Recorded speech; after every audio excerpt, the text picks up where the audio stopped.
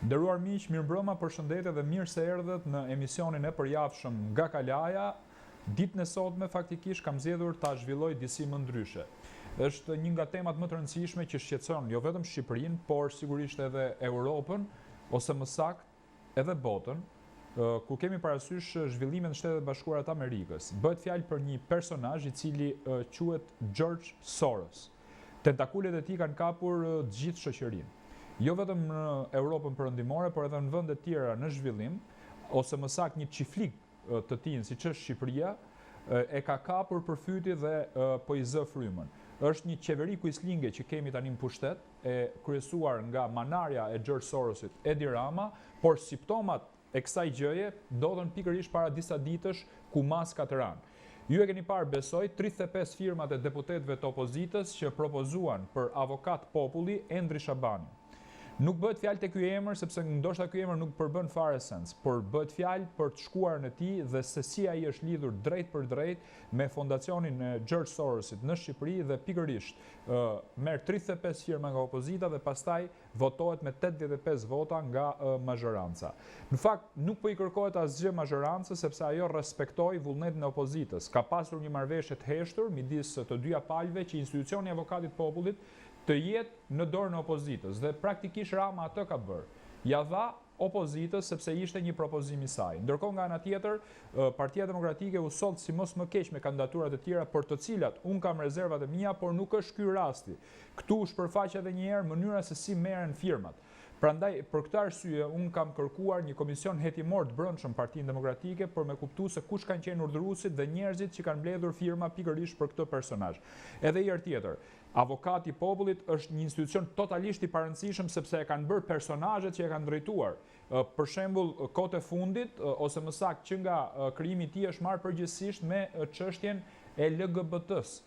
Jo me nej drejt tjetër, ndërkohë që protestuesit qytetarët shqiptar kanë qenë në përburgje, nuk është bërë asnjë raport për t'ia çuar ndërkombëtarëve ose për konsum brendshëm, pikërisht për gjendjen represive dhe si sillet ky shtet me protestuesit. Por nuk bëhet fjalë pra për peshën e këtij institucioni, por bëhet fjalë pikërisht për pazarin që ka ndodhur. Ajo që më bëri përshtypje në fakt është Edi Rama, kryeministri i Shqipërisë, i cili këto lloj votimesh ai ignoron, nuk shkon në sallë. Por ai kujdes vetë në orët e vona të mbrëmjes kur kaloi avokati i popullit, që ti ishte vetë aty për t'ia dhënë votën Sorosit dhe për të mbajtur në radhë pikërisht 85 deputetët e tij. Kjo ishte në fakt simptoma dhe nuk do jetë kjo intervista me personazhin që unë kam ftuar, që është personazhi i cili e ka zbërthyer një skemën Soros për falimentimin, rënimin dhe nga ana tjetër shpopullimin e Shqipërisë. Në fakt kur ai e thonte, të gjithë thonin që kjo është teori konspirative, ja ku jemi sot dhe ky është fakt. Por nuk është çështja e avokatit popullit. Kjo është thjesht për një intro që për një hyrje që unë zgjodha ta bëj, gjithsesi unë do ta pyes avokatin Altin Goxhaj për më shumë se si e ka parë ai zgjedhjen e avokatit popullit. Mirëmbrëma avokat, faleminderit që je me mua sot. Mirëmbrëma e dashur dhe vlerësoj shumë që sot emisionin po e bën ekskluzivisht me mua për të zbërthyer atë gjë që vetëm unë mund ta zbërtheja në mënyrën më të plotë në Shqipëri. Avokat e meriton dhe prandaj unë e kam spostuar domethënë debatin e sotëm duke nxjerrë në intervistë tek që shqiptarët kuptojnë në të vërtetë se çfarë po i ndodh Shqipërisë. Do e marrim nga fakti i fundit për me kaluar me radhë pastaj në të gjitha. Pra piramidë me kokë përmbysur. Zgjidhet avokat populli një njerëz që ti e ke qyt Shabanica e Sorosit. Po. Që në kryet herës, epitetet e tua kanë qëndruar patjetër, por këtu nuk bëhet fjalë për epitet tani. Këtu bëhet fjalë për një realitet politik që mazhoranca dhe opozita janë bërë bashkë për të zgjedhur një personazh nga Sorosi. Ç'do të thotë kjo për ty? Kjo do të thotë normalitet absolut i këtij anormaliteti që është Shqipëria sot. Është normale që Shabani të jetë avokati i popullit. Pse është normale? Sepse ne jetojmë në këtë realitet, në këtë normalitet, në normalitetin e Sorosit, ku Sorosi është normalizuar në Shqipëri. Pavarësisht denoncimeve që kemi bërë në dekada, unë kam filluar denoncimin e Sorosit de jure në vitin 2008, por de facto që në 2003, në momentin që për shkak të pozicionit tim që isha në një bord drejtues të organizatave rinore, për shkak se kisha një rol shumë të rëndësishëm në atë kohë në shoqërinë civile, ne kishim një organizatë që Këshilli Rinor Shqiptar dhe kjo kishte marrëdhënie ndërkombëtare me financime që vinin nga Shtetet Bashkuara të Amerikës, OKB-ja, Bashkimi Evropian, qeveria italiane Dhe Sorosi nuk mund neglizhonte rolin e rëndësishëm që kishte kjo organizat në politikat rinore e Shqipëri dhe mua më bë një propozim në vitin 2001 që të bësh antar i bordit të Fondacionit Soros, që ishte një bord i cili ishte një bord këshillimor bashkë me 6 borde tjera. Ishin borde këshillimore që mbante Soros në atë kohë dhe ky ishte një bord për shoqërinë civile. Mu deshën 2 vjet që të hyja në brendësinë e gjithçkaje për të kuptuar si funksiononte ky mekanizëm dhe dhash një dorëheqje shumë të rrezikshme, e cila ngjelet që nga ajo ditë deri më sot e papërgjigjëstruar nga Sorosi, për faktin se pata edhe një takim drejt për drejt me drejtorin e fondacionit në atë kohë Çapaj Gjekuda, i cili më tha tekstualisht të fjalë. Ty do të vije keqa, mas më kërkoj që të riqja dorëheqjen, unë e refuzova. Jo këtu, jo tani, jo nga ne. Ato fjalë që thotë Spinoza, Corrado Catanit në filmin Oktapodi. Janë vërtetuar këto fjalë? Brenda 2 vjetësh filloi goditja ndaj personit tim në gjitha format e mundshme, ku më spektakolare ishte që në 2005 do të përballesha me një gjyq me Carlo Bolino, me gjithë mediat e tij të fuqishme, të cilin e fitova në 3 shkallë. Pas 2-3 vjetësh filloi gjyqi tjetër me një tjetër person të Sorosit dhe unë fillova të kap një rekord për 18 gjyqësh dhe kallëzimesh penale nga ky network i fondacionit Soros. Filloi përndjekja ndaj teje pra. Përndjekja shpakt quhet sepse përveç se mu bllokua çdo hapësirë karriere në jetë, pasi Soros ishte një mafie shumë e fuqishme botërore dhe Shqipëria ishte një terren edhe më fertil për shkak të realitetit tonë që e dim se si është. Unë u detyrova ashtu që të përvetësoja teknika shumë të avancuara të mbijetesës, të cilat i studiova në mënyrë thelluar gjatë vitit 2007-2008 dhe kur nisa unë kundër goditjen time, mund të them me plot gojen që arsyeja që jam gjallë sot dhe të flas këtu me ty dhe kur e them këtë jam gjallë, e them me plot gojen për shkak se e dim se çfarë mafie është. Vetëm arsye që mbeta gjallë ishte që arrita të ndërtoja një imazh publik i cili kishte vetëm një armik, që ishte mafia Soros.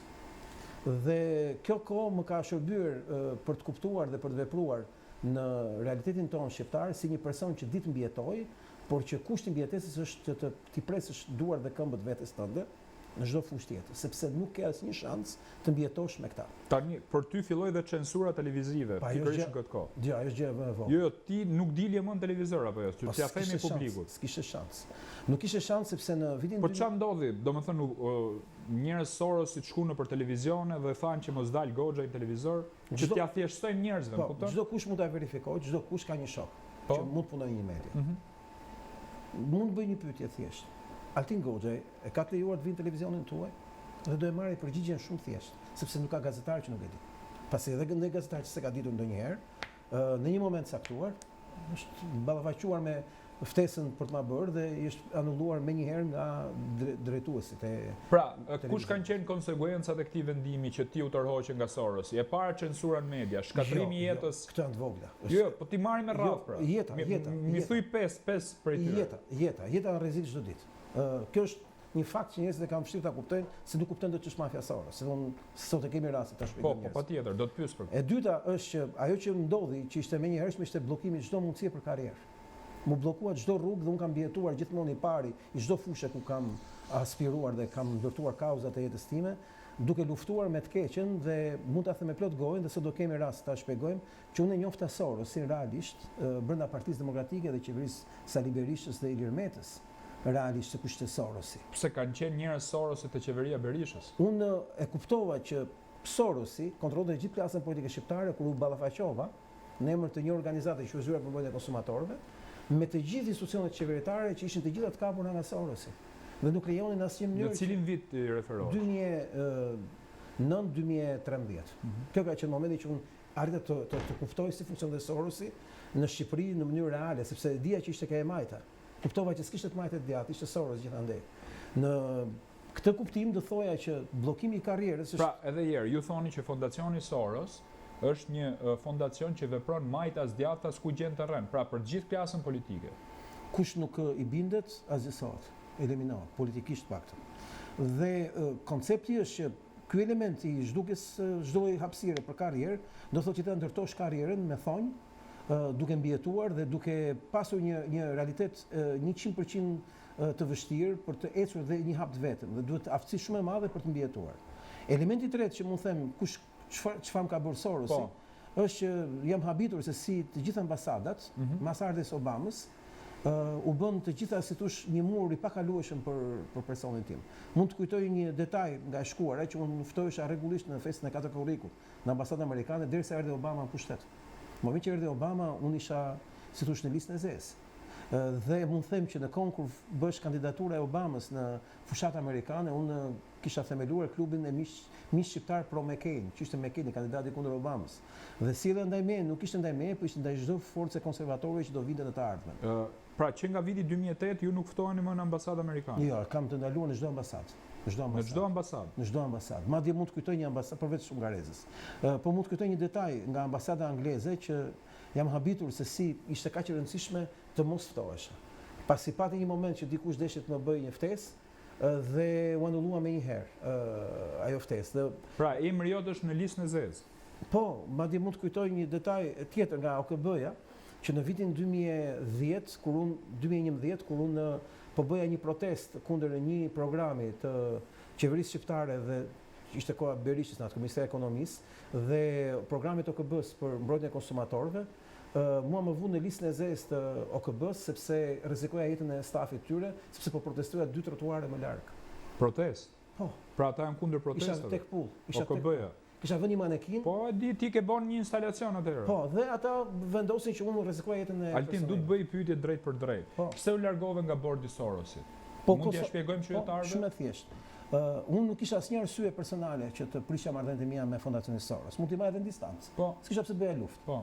Unë akuzova për strukturën më të korruptuar në historinë e Shqipërisë, për shkak se konstatova në 2 vjetëve që çdo element i politikës fondacionit, në fonde, në shoqëri civile, në politikë dhe kudo tjetër, synonte asgjësimin total të shoqërisë civile shqiptare.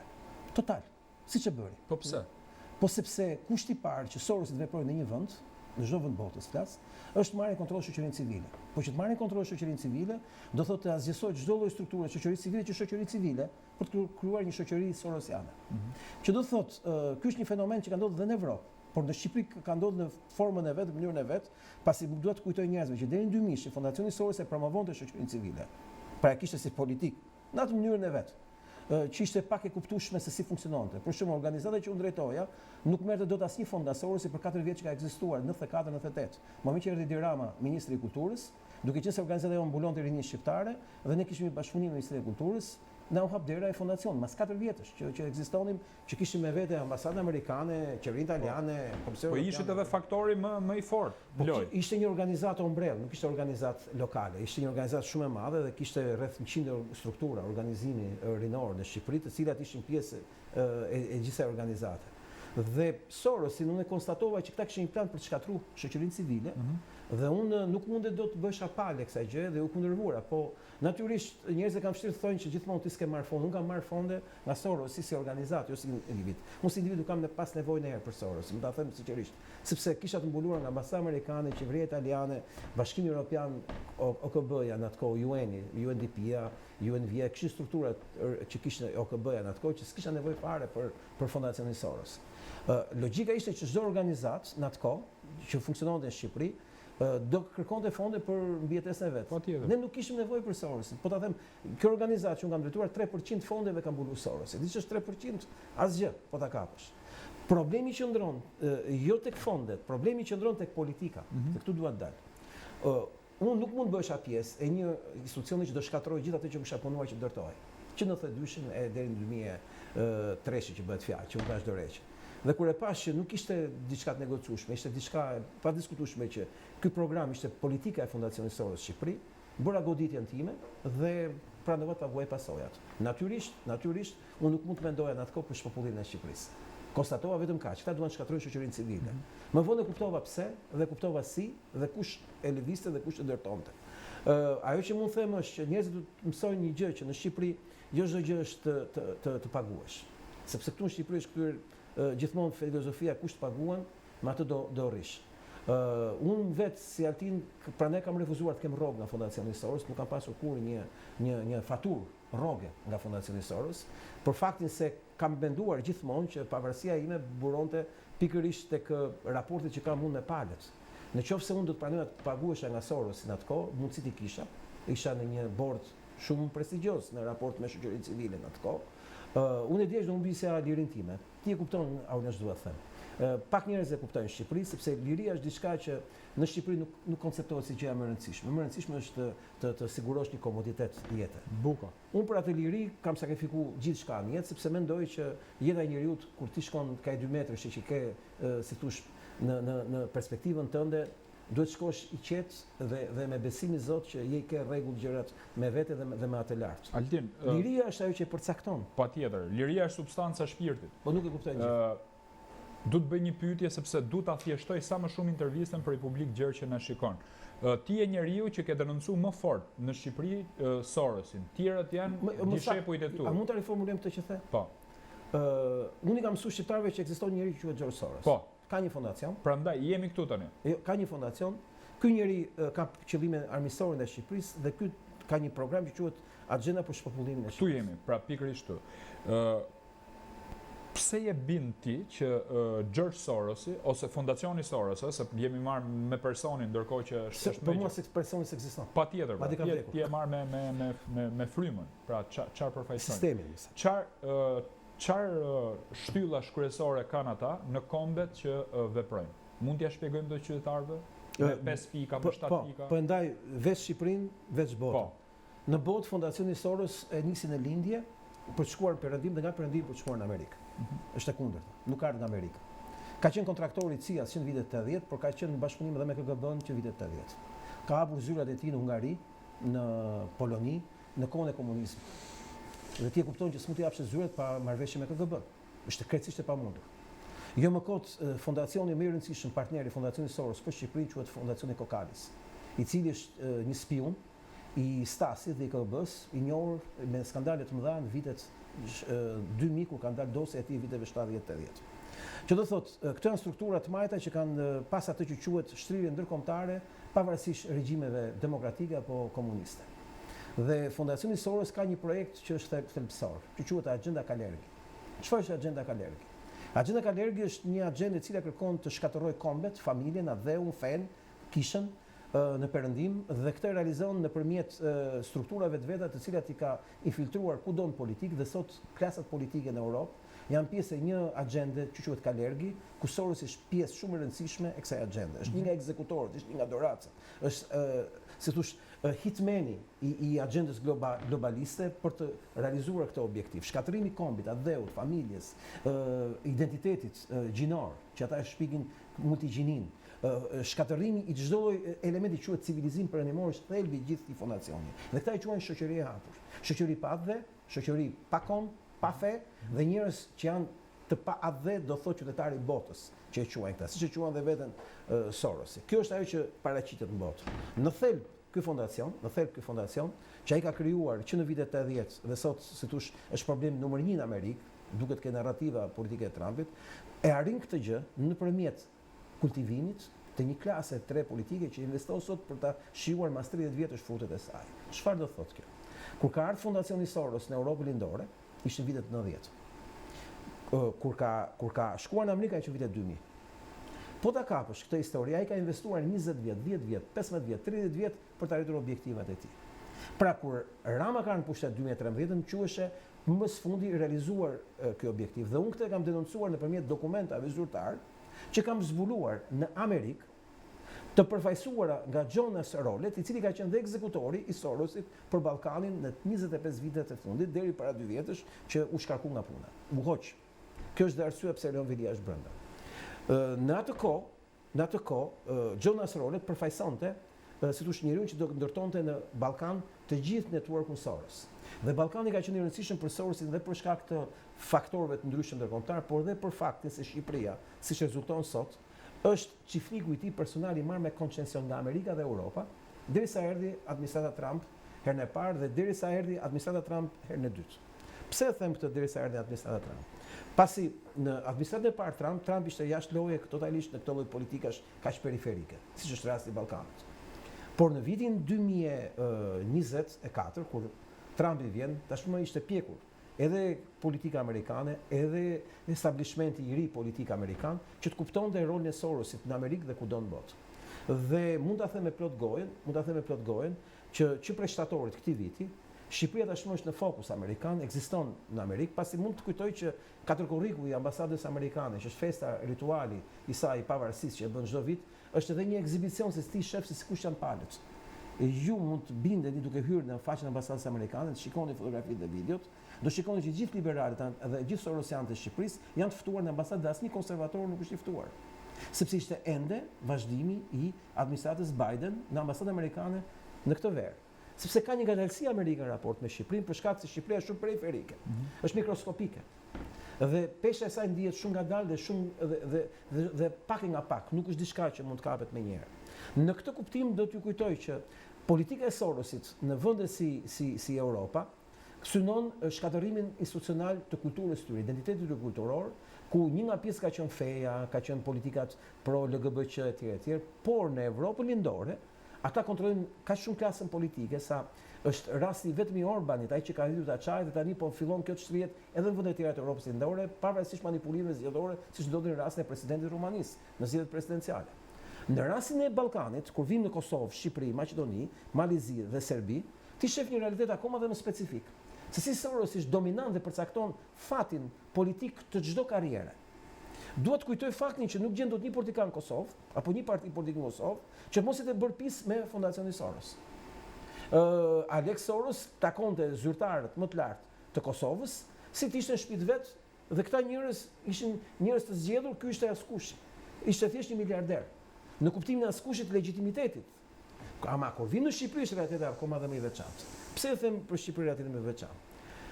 Realiteti shqiptar fillon në vitin 92 kur Fondacioni Soros u instalua në Tiranë. Ju e keni para dokumentin që del kryeministri asaj kohe, që ka qenë Ametaj, me emrin Ametaj, Wilson Ametaj, i cili i bëri në janar ftesë Fondacionit Soros në përmjet Ministrit të Kulturës Pret Zogaj, që të vinte Fondacioni Soros në Shqipëri. Para se të vinte Berisha kryeministri. Dhe që në atë kohë Fondacioni Soros hyri në Shqipëri si fondacion amerikan. Do u paraqit si një flamur amerikan në Shqipëri. Dhe të ishe me Sorosin nuk ishte ndonjë gjë e keqe sepse po ishte me Amerikën. Dhe normalisht kushdo që ngatarroheshe me Sorosin atë kohë ka një lloj se thosh alibie, thot, po ku e dishim ne. Soros nuk përcaktohet me kë ka punuar, me kë ka bashkëpunuar, me kë ka pasur palë. Përcaktohet nga pozicionet e palëve raport me Sorosin, jo Sorosit me ta. Që do thot, si këto i kanë shërbyer Soros. Unë këtë e kam mësuar në vitet 2008, 2009, 2013 në qeverinë e Partisë Demokratike, se pastaj nuk kisha nevojë më për qeverinë e Partisë Socialiste. Dhe kam në dokumentat që kam gjetur, rezulton e thënë tekstualisht. Tani që erdhi Edi Rama në pushtet, një antar i bordit drejtues Fondacionit Soros, ka sjellë në qeveri njerëzit e Sorosit, të cilët krijojnë kushtet në Shqipëri që ne të bëjmë reformat dhe projektet tona. Dhe projekti kryesor i tyre, që unë kam thënë gjithmonë agjenda për shpopullimin e Shqipërisë, para se të vinë reforma në drejtësi, ishte reforma ekonomike e Shqipërisë. Një institut me emrin Center for International Development në Amerikë, në Harvard, në Universitetin e Harvardit, i themeluar nga Sokrates Kokalis, për të cilin më janë dashur 3 javë gjatë verës së vitit 2022, për të gjetur të gjithë dokumentet, se si ishte një shërbim i agjensive greke, që ne quhet spionazh, për të ndërtuar një mekanizëm të fshirë 4 herë, për të rinovuar dokumentat, për të zhdukur gjurmët e themelimit të saj, sot prej vitit 2013 drejton të gjithë politikën e Shqipërisë në të gjitha fushat ekonomike sociale. Çfarë do thotë kjo? Do thotë që një institucion grek, me paratë e Fondacionit Soros, që më kam dokumentuar faturat e tyre nga viti 2013 deri në vitin 2021, janë rreth $4 milion. E ke fjalën për koncesionet, për PPP apo? Të gjitha, gjithçka që ti mendon. Si bëhet buxheti? Reforma pensioneve, reforma arsimit, reforma ekonomike, prioritetet dhe ajo që ka për ti më të rëndësishme është pikërisht agjencia e investimeve strategjike, ku vetë drejtori i Fondacionit Soros për këtë projekt, Ermal Frashëri, që PD e ftonte rregullisht në gjitha aktivitetet në kohën e Lulbashës, u bë dhe drejtori i kësaj agjencie për të ndërtuar mekanizmin e kësaj agjencie. Dhe kjo agjenci ka që çdo pronë e shqiptarëve të mos jetë me shqiptarëve, pasi po të lexosh legjislacionin, çdo pronë e shqiptarëve menjëherë ikën nga shqiptari dhe shkon tek koncesionari. Kur ti flet për PPP, për shembull, ti ke një dokument zyrtar të drejtorit të programit, i cili ishte një ish-ministër i Venezuelës, i cili punonte ndërkombëtarisht për George Soros, kudo në botë, i cili, po ta them me sinqeritet, për mua ka qenë një fushë shumë interesante për të mësuar si funksionon globalisht Fondacioni Soros, përcaktoi se si duhet jenë PPP-t në Shqipëri dhe mërte rastin e Kuksit, i cili ishte rasti i një rruge, e cila u dha me koncesion, e ndërtuar nga qeveria, u dha me koncesion një privati për të vënë dhe një trap. Ky reklamonte në përbot si projektin e tij të Sorosit, i cili do të bëhet në gjithë Europën. Dhe e quante koncerti PPP-ve të botuar në Shqip, në anglisht dhe disa gjuhë tjera, si model suksesi nga Shqipëria për politikat globaliste të Sorosit kudo në Evropën Lindore dhe në Perëndim. Që do thotë, ne kemi të bëjmë, si thosh, me një fondacion i cili ka përcaktuar realisht çfarë është mendimi politik ekonomik i Shqipërisë dhe mbi gjitha agjendën zbatimit ku ministrat janë ekzekutor, jo të vendimeve të parlamentit, jo të vendimeve të si thosh përfaqësuesve të popullit, po të një fondacionit huaj grek, i cili merrte paratë nga Sorosi për të realizuar në Shqipëri këtë gjë. Grek me paratë e Sorosit për të realizuar në Shqipëri këtë gjë. Më fal, edhe e dyta ishte reforma në drejtësi. Po, do dalim te kjo, po do të pyes edhe për çështjen e shpavullimit, që ti e ke ngrit me forcë. Për se nuk dua të shkoj ke shpavullim. Jo, do të shkojmë në hapësirë publicitare dhe rikthehemi për pjesën e dytë të emisionit publicitet. Jemi rikthyer për pjesën e dytë të emisionit në intervistë të fokusuar pikërisht tek smundja e rrallë George Soros në Shqipëri, duke biseduar me avokatin Altin Goxha. Altin, po diskutonin pak më herët, ti e preke pikën e parë, ndërkohë pika e dytë sipas teje është çështja e reformës në drejtësi, se si ky fondacion me njerëzit e vet që kishte në qeveri tani më, po krijonte të gjithë kushtet për me bërë të gjithë reformat dhe radhës ishte reforma në drejtësi, përveç reformës ekonomike që ti e preke pak më parë. Ku qëndron? Ditën që unë kam bërë distancimin tim publik nga Lulzim Basha, ka qenë 6 dhjetor 2014, kur ai priti George Sorosin zyrë dhe e priti pikërisht për reformën Soros drejtësi. Dhe reforma Soros drejtësi synonte shkatërimin total të drejtësisë shqiptare, në kuptimin total të fjalës. Çdo qytetar e ka mendjen e spak. Asnjë nuk shef sistemin e drejtësisë raport me qytetarin. Në Shqipëri ka ndodhur një fenomen që as në Afrikë, as në Amerikë Latine, as në Azi nuk e gjen asnjë vend botës. Ne nuk kemi më gjykata. Sepse një gjyq që zgjat të paktën 12 vjet nuk ka asnjë kuptim për asnjë lloj çështje që ti mund trajtosh. Dhe kjo është mesatare. Janë 250.000 dosje aulon që ti e di shumë mirë. Unë jam i qartë. Që janë të gjitha të bllokuara. Që do thotë këtu ka rënë sistemi i drejtësisë. Dhe ky ka qenë projekti që në fillim. Se këta e quajnë dështimi i reformës. Nuk është dështimi i reformës. Është suksesi i reformës Soros dhe është dështim i drejtësisë shqiptare. Sepse projekti Soros është dështimi i drejtësisë shqiptare. Dhe këtë e kanë ndërtuar Sorosi sipas një dokumenti që unë kam nxjerrë në vitin 2016 në muajin gusht, i zbuluar nga WikiLeaks në atë kohë, që doli në WikiLeaks, i cili shpjegonte se si Sorosi në strategjinë e vet të vitit 2014-2017 shkruante tekstualisht: ne do të drejtohemi ambasadës amerikane dhe Komisionit Evropian që t'i bëjmë presion klasës politike që të menatojë reformën tonë. Kjo është e cituar nga Fondacioni Soros. Tek WikiLeaks. Tek WikiLeaks. Dhe ky dokument përcaktonte qartas që drejtësia do të ishte gjitha e kapur nga Soros. Pra do thotë e kapur nga kjo agjendë e kriminale në Shqipëri. Pastaj kemi agjendën tjetër, LGBQ. Po?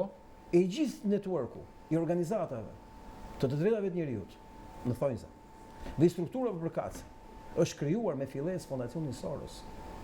Organizata kryesore që ka themeluar Delina Fico në vitin 1994, Qendra e Gruas, e detyruar nga Valdete Sala dhe Delina Fico, më vonë nga Glantina Gjermeni, ka qenë si thoshë rrënja e të gjithë networkut të degenderizimit të fëmijëve të vegjël për ta futur në shkolla. Dhe shumë njerëz kanë parë dhe videot e mia të viteve 2010 kur ballafaqoheshin atë me libra për mësuesit se si ti bënin djem vajzat dhe vajzat djem në shkollat fillore. Që në fillore fillonte kjo punë. Dhe në atë kohë kur un kam paraqitur këtë lloj dokumentesh, ishte shumë e guximshme sepse isha armiku i të gjithëve dhe një nga arsyet që unë i pata gjithë dyert e mbyllura në jetë ishte sepse guxoja dhe godisja atë që është e pagoditshme. Mafia, velvet mafia që quhet, mafia LGBQ, që është një nga investimet më të Sorosit në Europë, ishte pikërisht shumë agresive sepse i eksploatoronte gjithë klasat politike kudo në Europë në atë kohë.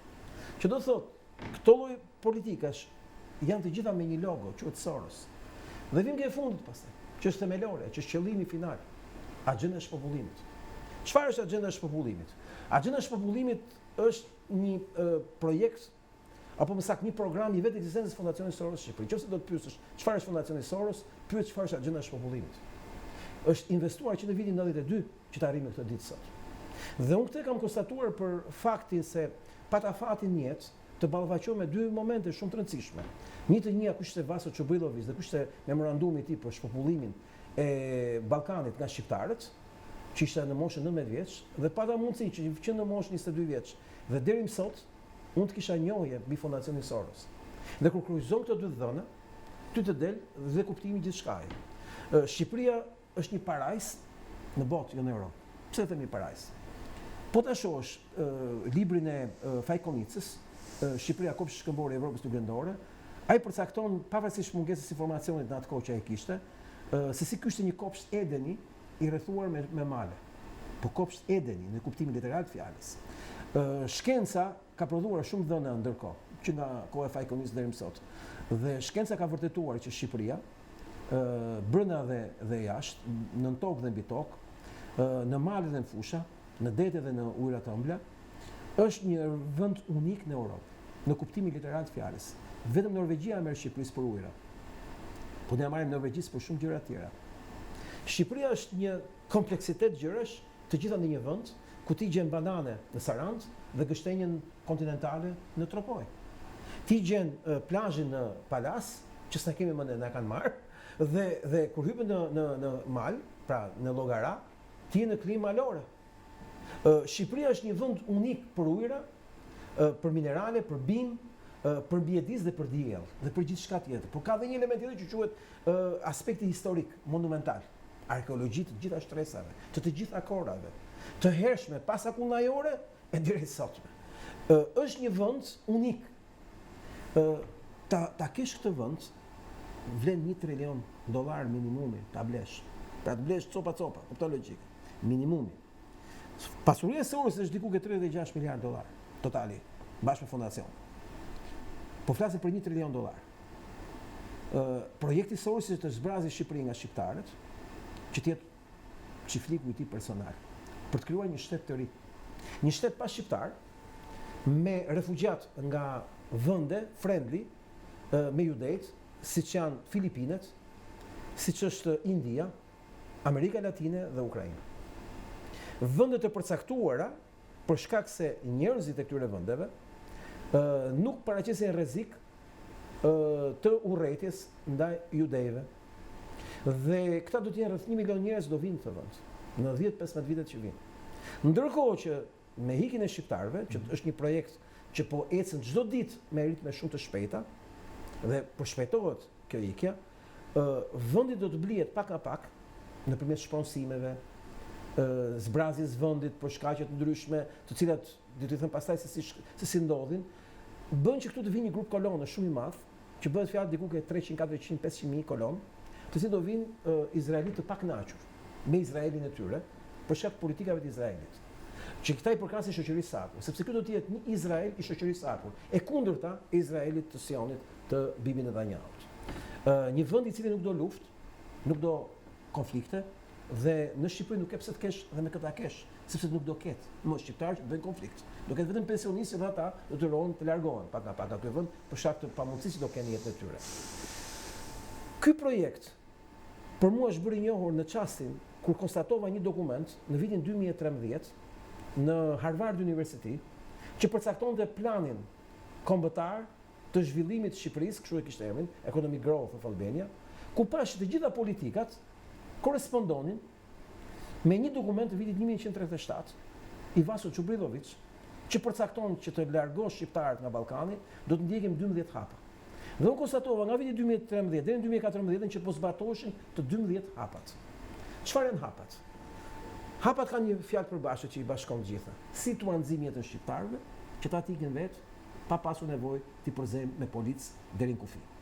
Pra, atë që bën serbët, që quan ushtrinë për të përzënë popullin shqiptar nga Kosova, nuk do ta bëjmë këtë mënyrë, do t'ja u bëjmë në shtëpinë e tyre.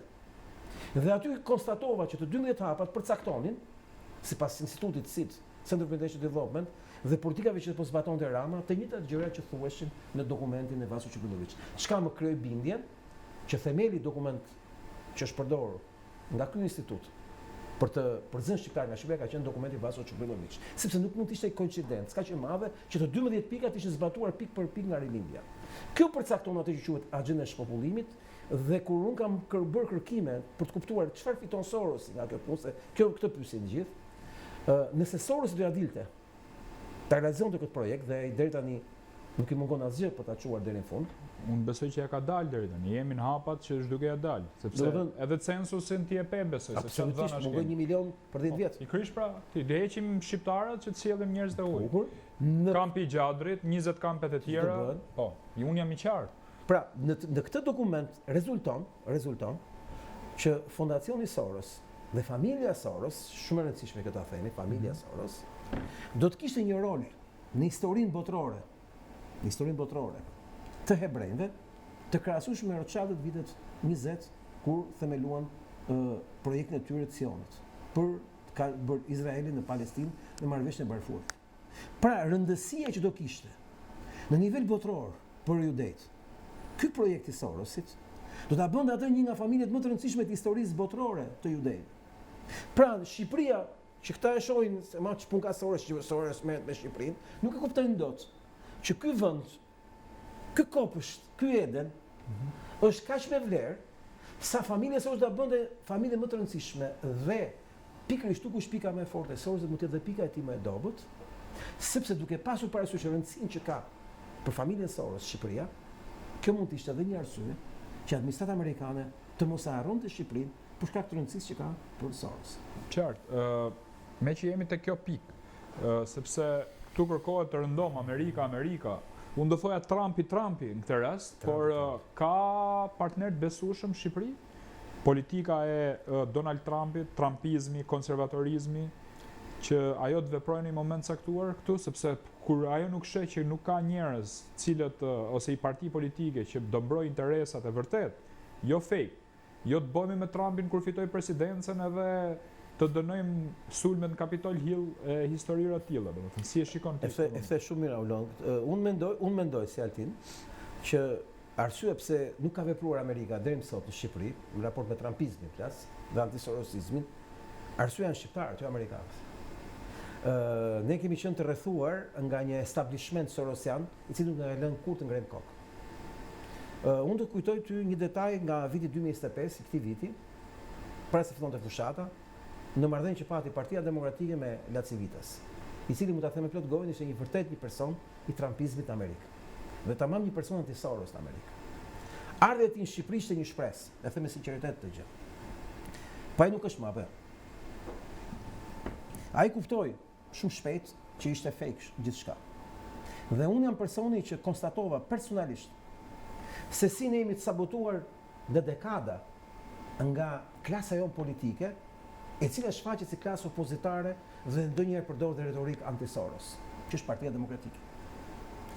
A mundet do ta ulon, mendosh që të kesh një kandidat në 140 vet, që i bie shumë tepër se ishin dhe lista me 185 vet, kupton logjikën. Të kesh një kandidat që është ekspert i demontimit të Sorosit dhe ti ta bllokosh në çdo aspekt që të mos japi asnjë fuqi, asnjë aftësi, asnjë skills për të kontribuar kundër sorosizmit të pushtetit, për ta përdorur si kartë anti-Soros ardhin pushtet. Dhe ti presë çdo lloj mundësie kontakti me grupin ekspert amerikan. Këtë ma ka bërë PD-ja. Sepse ata nuk donin që të thuhesh e vërteta për Soros në Shqipëri, sepse ata nuk donin të fitonin zgjedhjet. Ata kishin një plan si të kontrollojnë opozitën, jo të fitonin zgjedhjet. Dhe ky ishte pjesë e marrëveshjes 2024 në reformën zgjedhore, në kodin zgjedhor, që u bë bashkërisht PD-PS. Pasi vetë Partia Demokratike është totalisht e kontrolluar nga mafia Soros në Shqipëri. Nuk të kam konstatuar nga viti 2009 deri më sot. Mos harrojmë tezën time të kolonës 5 Sorosit në Partinë Demokratike, që e konstatova me Lulzim Bashën dhe kuptova që me foltorën e Berishës në vitin 2021 thjesht u stabilizua përgjithmonë ekzistenca e mafjes Soros në Shqipëri. Kujtoj që në vitin 2022, kur ne i propozuam Sali Berishës krimin e frontit shpëtimit kombëtar, që në fakt ne ja propozuam me emrin Fronti i Rezistencës Kombëtare, vetë Sali Berisha më tha që do ishte më përshtatshme shpëtim që të ishte pozitive. Dhe unë thash, e vërtet, bukur, kështu funksionon. Kur unë dora gjithë entuziazëm nga zyra e tij, kontaktova me ty, me Iliana Kuçanën, me Edith Harxhi për ndërtuar një skuadër për të përballë me një organizim shumë të vështirë që ishte të themelojë një front qytetar, opozitar, me aktivizëm anti-Soros, pra një front anti-Soros i Shqipërisë që ka brenda partitë politike dhe qytetarin rezistente, aktivizmi rezistent, intelektualet rezistent në Shqipëri, pra antisorosizmi i ngritur në nivel institucional, për të përballur me të keqen në këtë lloj fronti, të nesme Sali Berisha punsoi në Partinë Demokratike Alfred Lelon, të cilin e mori direkt nga Sorosi për të vendosur ekuilibra. Unë tani do punojmë me grupin e Altinit, që janë anti-Soros, ndërkohë punoj edhe me Sorosin këtej, siç ka bërë gjithë jetës që ka luajtur me dy porta, dhe në fund fare ka bërë pazaret e veta të ditës, siç bëri dhe siç ishte rasti Belin Kolliçit, që kishte kandidatin humbës të zgjedhjeve të Tiranë, ku ne kishim një projekt tjetër. Koncepti është që ne kuptuam me frontin e shpëtimit kombëtar në 7 korrik që patëm atë sukses që mbahet mend si mitingu i fundit që ka bërë Partia Demokratike, që do meritohet përmendë ndonjëherë në histori, ishte sepse ajo parti nuk mund të dilte me një front anti-Soros, sepse është totalisht e kapur. Dhe koncepti është që kur ne flasim për Sorosin dhe klasën tonë politike, unë e kam kuptuar që ne nuk mund të bëjmë asgjë, dhe Amerika s'mund të bëjë asgjë në këtë vend, po s'pat një alternativë anti-Soros, të cilën nuk e ka pas ka vepruar. Sepse nuk mund të veprosh në një vend për të bërë çmontimin e një sistemi Soros, po nuk patë një boshllëk për të plotësuar, që të kesh një alternativë tjetër. Këto të gjitha alternativat janë të kapura nga Sorosi. Dhe çdo thotë kjo? Kjo do thotë që ne jetojmë në një territor ku i gjithë establishmenti politik është investuar që në vitin 90. Dhe Fondacioni Soros, projektin e vet kryesor në Shqipëri ka pasur si do kapi të gjithë elitën shqiptare, kastën shqiptare në çdo fushë të jetës. Në mënyrë që ta kontrollojë këtë territor në mënyrë absolute. Rasti Shabanit, Aulon Kalaja është vetëm shfaqja e spektaklit përkatës jashtë asaj që është brenda e fshehur. Ajo si maja e icebergut. Shabani ishte domosdoshmërisht avokat i popullit. Çfarë do të themi ne? Sepse ai përfaqëson Sorosin. Dhe pozicioni i Shabanit në krye të avokatit popullit ishte një projekt i përbashkët, PSPD, i përcaktuar kohë më parë, ku loja që bëri Partia Demokratike me firmat, që bëjnë sikur nuk e din kush ja u bëri. Unë e kam përcaktuar në emisionin tënd para se të bëhet. Dhe kam shpjeguar se pse do të bëhet. Sepse kur ti e firmë, sikur një firmë vetme, Shabanit, ti i di që ai ka 85 firmat e Partisë Socialiste. Pra në moment që ti po je firmë, ti firmë vetëm e kandidu, nuk po ja për të votu. Ai ka nevojë për të kandiduar, i duhen 28 firma për të kandiduar, dhe mori 35. Që do Partia Demokratike e dinte, të gjithë ata që drejtojnë lart, ata poshtë masën e skandit, u kanë thënë dhe kanë zbatuar. Por ata lart e dinin çfarë bënin. Ç'do thotë? Do thotë që të gjithë e dinin që ishte i Sorosit, të gjithë e dinin që ky njeri po të merrte firmat i kishte 85 votat e Partisë Socialiste, por disa nga këta dinin dhe arsyeën pse do të ishte kjo gjë. Dhe këtu janë shumë njerëz të përfshirë, me Sali Berish, me Flamur Noka, me Ervin Saliani, me Jurita Tabaku, e shumë të tjerë, të cilët, Oher Bylyk Bashi, të cilët ishin pjesë e historisë përkatëse. Oher Bylyk Bashi ne kam prezantuar unë me Shabanin në vitin 2005. Oher ka marrëdhënie shumë të mira me Shabanin. Ne shtojmë të tjerët. Unë di shumë mirë them sepse Ylli Shabani sot është avokat i popullit, sepse është vendimi antidobrushit.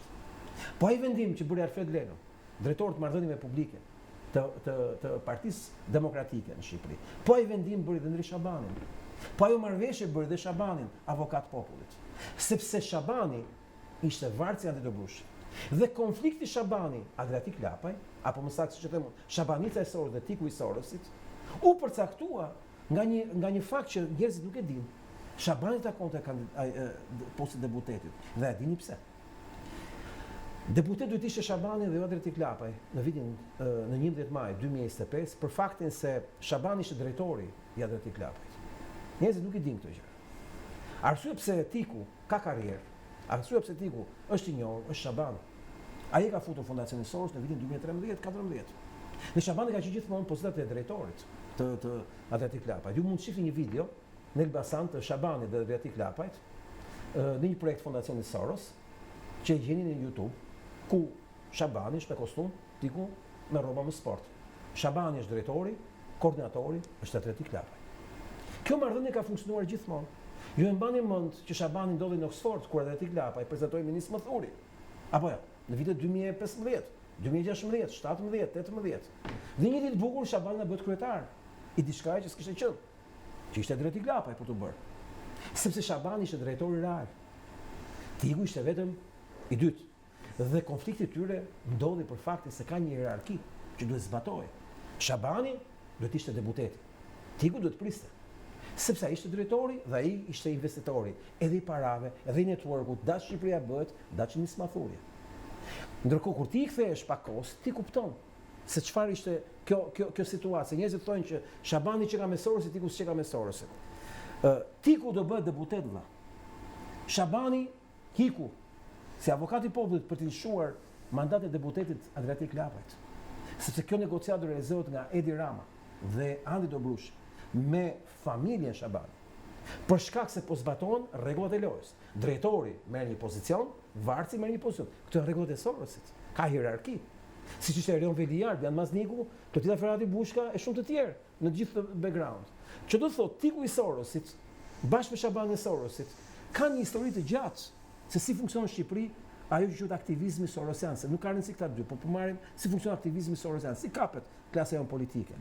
Këta njerëz, të gjitha iniciativat që kanë marrë, siç ishte për shembull rasti i famshëm i 50.000 firmave që s'u morën kurrë, të cilat ishin për të ndryruar reformën zgjedhore, mbani mend kodin zgjedhor, i cili hoqi koalicionet, u përdorur si pretekst. Gjëja 50.000 firma të Tikut dhe i dhanë Ramës dhe janë 7 deputet më shumë. Ju e mbani mend se si protestat për çmimet e naftës në kohën kur po shpoheshin studentët për të vrarë dhe fëmijët e Shqipërisë me vaksinat e Bill Gates, këta dolën me teorinë e çmimeve të naftës dhe Rama ngriti bordet komuniste që monopolizoi tregun.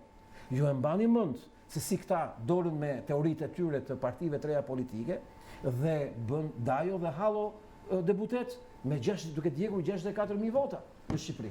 Pra, po të shohësh, gjithë backgroundi këtyre është thjesht një mekanizëm i Sorosit në shërbim të Ramës për të shtuar pushtet dhe deputet Ramës. Që do thot me fjalë tjera, për ta mbyllur këtë argument, do të kujtoja që ne kur ecim në rrugë, kur dalim në politikë, kur dalim në televizion, kur dalim në konferencë, kur bëjmë si thosh një lexim të lajmeve apo të prime time të natës, ne shohim zogjtë e qyqe Soros, të cilët janë kultivuar nga Sorosi në Shqipëri për të marrë kontroll të Shqipërinë. Dhe Partia Demokratike është një parti totalisht e kapur që do e kërcej vallën sipas buris Sorosit, sepse është Sorosi që përcakton rregullat e lojës. Çdo kush që ka dyshim për Partinë Demokratike dhe Sali Berisha mjafton të pyes si dhe kur Sali Berisha zgjodhi të marrë shef të marrëdhënieve publike të partisë vet, njeriu e Sorosit Alfred Leno. Pyetja është ç'ne ku, si, qysh, çfarë ishte ky individ që do të kishte këtë pushtet absolut, sa të azgjësonte dhe paruat anti-Soros në protestën e 7 korrikut, që Sali Berisha merrte në momentin që po krijonte një front anti-Soros, me frontin shpëtim kombëtar, i cili u azgjësua, si thosh reciprokisht nga PD-ja dhe nga ne, për faktin se u kthye në një fasadë që Berisha duhet ta përdorte thjesht për imazh, por as pak për të cilë një kontribut për ndryshuar faqen e Shqipërisë. Dhe kënd këtë vështrim, unë do thoja që për ta mbyllur, klasa jonë politike aktuale është e kapur. Shqipëria ka një shpresë. Shqipëria ka shpresë veç po të krijojë një forcë politike anti-Soros, e cila është në gjendje ta bëjë Amerikën të kthejë syt nga Shqipëria nëpërmjet ofrimit në Amerikë të një menuje të pëlqyeshme për Amerikën që ka bënë me anti-Sorosizmin në Amerikë. Ç'do thotë kjo? Do thotë nëse ne jemi në gjendje të zhbllokohemi nga zinxhirët e bllokimit total që kemi në Shqipëri, nga kjo klasë politike, mediatike, ndërkombëtare, institucionale, e këtij refuzimi kolektiv që kemi, nga institucionet dhe nga gjithë kjo kasta jonë lart, për t'u drejtuar Amerikës me pikat e forta që ka Sorosi në Shqipëri, që i duhen për në Amerikë, që është fuqia e tij ekonomike në Shqipëri, që është pesha e tij e madhe, politike, ekonomike, financiare dhe hipotekore në Shqipëri. Unë mund të siguroj ty, amerikanët kur të mësojnë që ky ka një depozit pasurore, një garanci pasurore, që është e gjithë Shqipëria, e dhënë me koncesion nga Amerika dhe nga Europa, unë siguroj që Shqipëria nuk duhet më kaq e humbur, kaq periferike dhe kaq i papesh. Dhe kur ne të shpjegojmë se si janë përdorur politikat e Sorosit në Shqipëri, me paratë ambasadës amerikane për bërë politikë antitrumpiste në Shqipëri, të siguroj që realiteti do ndryshojë. Kto si kemi bërë dot? Pse si kemi bërë dot deri më sot? Se nuk ka lejuar Partia Demokratike. Okej, ne do shkojmë në hapësirë publicitare dhe rikthehemi për pjesën e tretë të emisionit me një ekstrakt se si mund zgjidhet situata. Publicitet. Rikthyer sërish së bashku për pjesën e tretë dhe të fundit të emisionit me një ekstrakt që do e kërkoj Altin Goxhait në kuptimin e demontimit që i bëre Sorosit dhe mënyrës ose rrugëve që mund ndjek Shqipëria në këtë rast ose shqiptarët për me dalë nga kjo situatë, nga kjo kapje që i ka ndodhur stabilizmentit shqiptar nga ky fondacion i cili Ti me drejtë shpjegova se cilat shtylla kryesore ka për të shkatruar kombin shqiptar në këtë rast, edhe kombet e tjera, por ne kemi problemin tonë. Si zgjidhet ky moment? Në Shqipëri mungon një alternativë politike anti-Soros. Çdo thot, mungon një alternativë siç ka çdo vend i Evropës, lindore apo perëndimore. E them lindore apo perëndimore për faktin e diferencave që kanë këto dy pjesë të kontinentit në raport me Sorosin dhe rasti më tipik është Hungaria, ku është dhe shembulli më i suksesshëm, më i sigurt dhe më i garantuar se si luftohet Sorosi.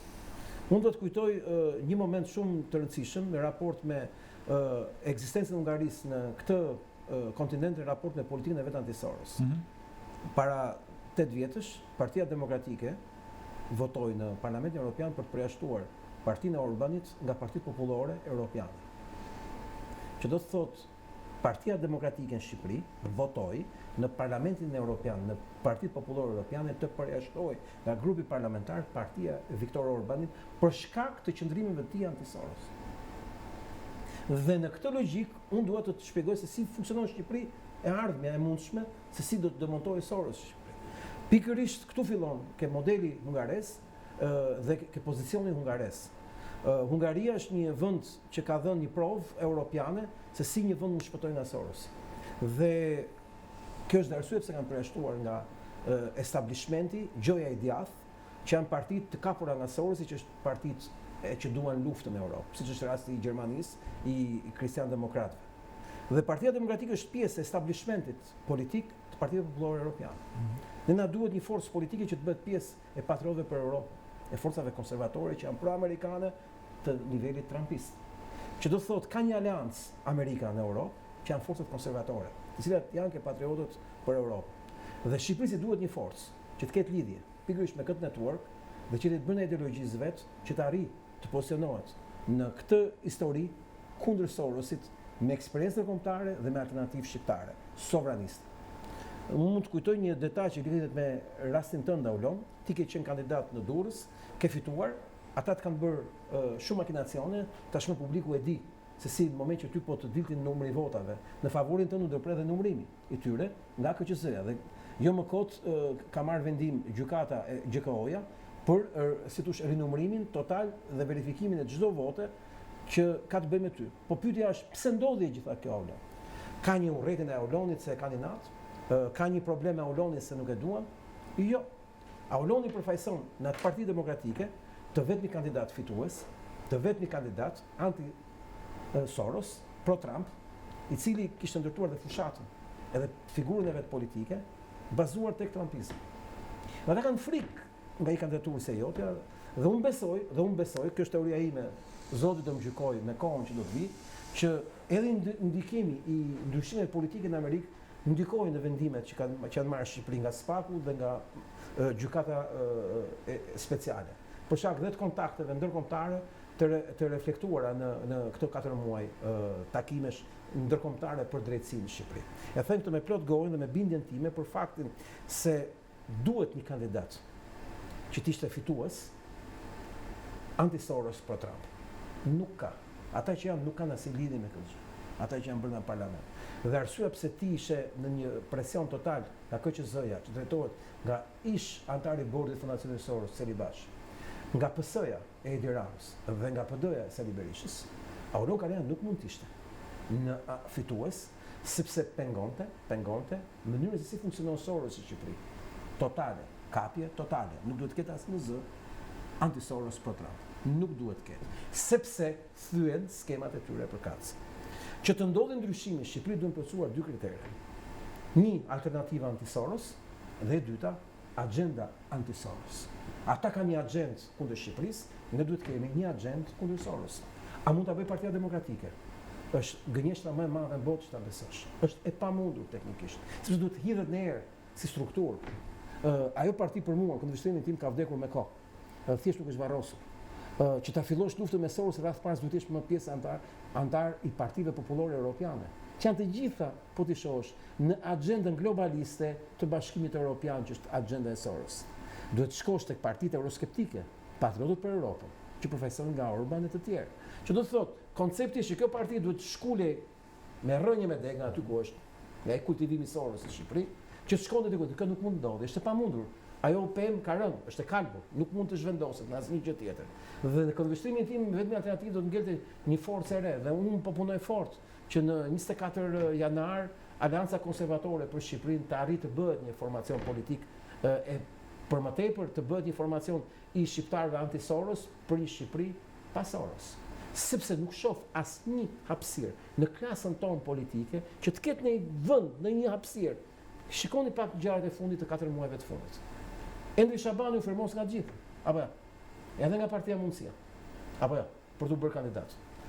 Kujtojmë pak një detaj tjetër. Kush ishte kandidati i parë që u përcaktua për të qenë kryetar bashkie në Tiranë nga opozita?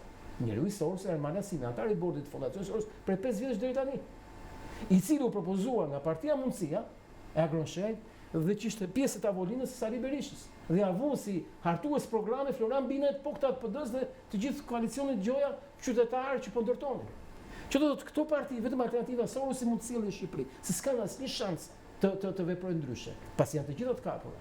Që do të thotë me fjalë tjera për ta mbyllur është e vetmja mundësi që në Shqipëri ne të kemi një desorosizim që quhet në një kuptim, apo më saktë, një agjend kundër popullimit, pra një agjend anti-Soros, është në Shqipëri bashkohen grupe të ndryshme, qytetarë të ndryshme, individ të ndryshme, intelektual të ndryshme, brenda një formacioni totalisht si thosh horizontal, jo vertikal, jo me kryetar, jo me nga këto si thosh me piramidat përkatëse ku del një komandant dhe vin militantët dhe ushtarët nga pas. Po një hapësirë rezistence qytetare, ashtu siç është shpirti i lirë i konservatorëve, për të ndërtuar një alternativë, për të paraqitur para Amerikës një alternativë anti-Soros, për të pasur vëmendje në Shqipëri dhe për të pasur këtu në Shqipëri një konsensus publik të një force e cila meriton votat e veta për shkak se shumë shqiptarë janë kundër Sorosit. Thjesht nuk e din se çfarë loje luhet me Sorosin në klasën tonë politike dhe nga ana tjetër jo të gjithë shqiptarët janë në gjendje të kuptojnë se çfarë është Sorosi dhe sorosizmi për shkak të censurës totale mediatike. Që duhet edhe një goditje e fortë ndaj censurës, e cila mund të realizohet vetëm nëpërmjet ekzistencës një alternative intelektuale me individ të formuar, me individ se të ndriçuar, të cilët janë në gjendje të komunikojnë me publikun dhe të thonë dhe të shpjegojnë që të gjitha që shihni këtu janë vetëm kukulla. Mbrapa tyre është një master, që është familja Soros. Okej, Altin, në të falenderoj për këtë intervistë që më dhe sonte, është shumë e rëndësishme për mendimin tim, prandaj kisha ideu që ne të flasim për këto çështje, të cilat nuk i gjen në mediat e tjera, dhe të falenderoj për kontributin që ke dhënë ndër vite dhe që do japësh në raport me këtë çështje. Falenderoj. Nderuar miq, kjo ishte një intervistë me avokatin Altin Goxhaj në raport me rolin e Sorosit, jo vetëm Shqipëri faktikisht, në tërësi, por ne na intereson në rasti shqiptar ku ai çmontoi pak a shumë edhe klasën politike, establishmentin, mënyrën se si ajo është e kapur, pikërisht nga kjo e keqe, nga kjo smundje e rëndë që quhet Soros. Ndërkohë, në fund të emisionit, pas sigles, ju do keni mundësi të ndiqni një kronik që vjen pikërisht nga një fshat i njësisë administrative Nikël, që është fshati Tapiz, është vetëm 3 minuta larg aeroportit të Rinasit dhe do shikoni rrugën katastrofë që e kanë lënë. Edhe çështja e liçenit Tapizës, që është një liçen i famshëm, duhet thënë që janë hedh miliona euro për që ai liçen të jetë funksional, apo jo dhe të kalojë ujin për vaditje në për kanalet e tyre që nuk ekziston fare, por iniciativa e fundit e banorëve ka qenë për ta shtruar rrugën vet, për të hedhur çakull vet. Do ta ndiqni këtë kronik më pak se 2 minuta dhe ju kujtoj që ky emision ritransmetohet edhe nesër në orën 14:30 dhe gjatë fundjavës. Mbetet gjë tjetër veç se të le takimin e radhës në emisionin tjetër. Natën e mirë.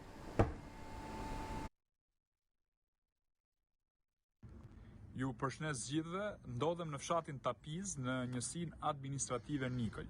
Faktikisht në krahun tim të majtë është aeroporti i Rinasit, vetëm 3 minuta nga ky fshat. Ndërkohë kam ardhur këtu sot për t'ju treguar vështirësitë që kanë këta banorë, si një ndër zonat më të diskriminuara të Bashkisë Krujës, sepse rruga në të gjithë gjatësinë e saj është në këtë lloj forme. Pra jam vetëm në një pjesë të Tapizës, që nga fillimi i rrugës që kap cepin e aeroportit të Rinasit dhe tek lagja e Topallëve që del pikërisht në pjesën tjetër të Tapizës për të lidhur me Niklën apo me zonat tjera të Bashkisë Krujës, rruga është katastrofë. Këta janë banorë cilët nuk kanë përfituar asnjëherë asgjë. Këtu nuk bëhet fjalë për ndriçim, jo. Nuk bëhet fjalë as për asfalt.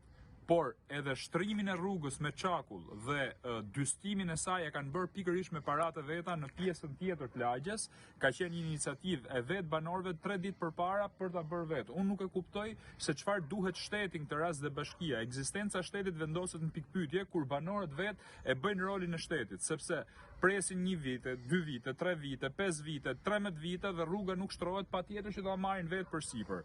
Prandaj jam këtu sot për denoncuar rrugën e cila në të gjithë gjatësinë e saj që nga fillimi e deri në fund të lagjes është pikërisht në këtë gjendje. Një vështirësi tjetër është edhe ujëvaditjes që ka kjo zonë, sepse janë hedhur miliona euro për argjinaturët e liçenit famshëm Tapizës dhe ujë në kanalet e tyre nuk vjen. Ju do keni mundësi të shikoni dhe kanalet bosh të këtyre banorëve dhe nuk kanë ujëvaditje për tokën. Por problemi kryesor që kanë këta është pikërisht amortizimi i makinave.